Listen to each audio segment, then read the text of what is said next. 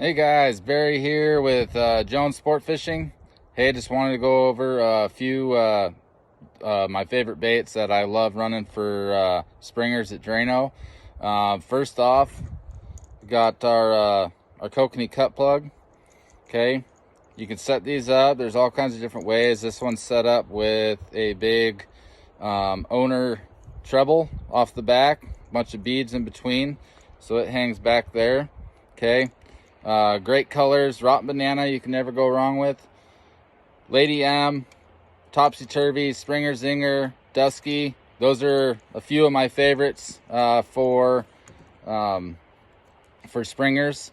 The next thing I run a lot are your prawn spinners. Okay, so this is a Mexican hat prawn spinner I have set up.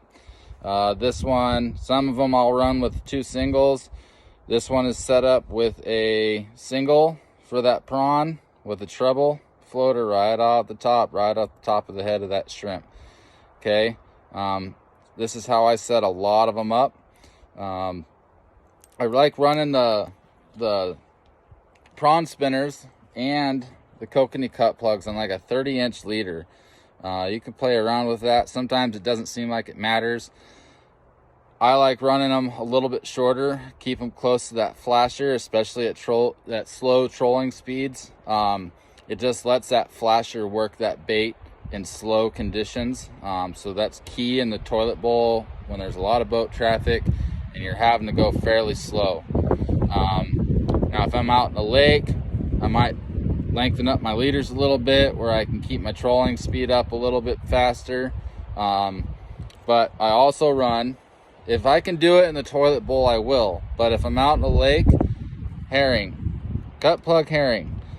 I'll do several different colors. I'll usually have a batch of chartreuse, a batch of blue, a batch of pink, and a batch of natural brine herring. This is kind of an old nasty herring I had just for the video here, but run a lot of cut plug herring. Do really well on it at Drano. Honestly, what springer doesn't like cut plug herring? So you got those. So that was a 3-hook setup. You can also, if you want to preserve your bait a little bit longer without that head blowing out, it's windy, you can put a herring helmet on that. It'll help keep that herring from blowing out, and the bait will last a little longer. And this is a 2-hook setup. So those are my go-to baits. Majority of what I'll run down there are prawn spinners and the kokanee cut plugs. The mini cut plugs are absolutely fantastic too.